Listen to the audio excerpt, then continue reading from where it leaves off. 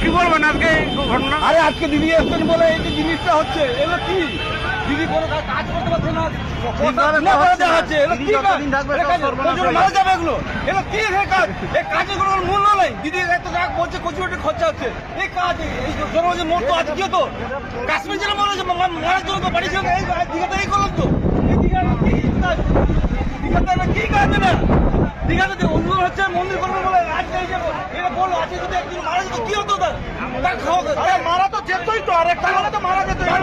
মারার জন্য দেখুন এই টোটোটা এই মারার জন্য কে তো দায় দেবে? রাজ্য পুলিশ দেবে না কেন্দ্র সরকার দেবে? কোনটা দেবে?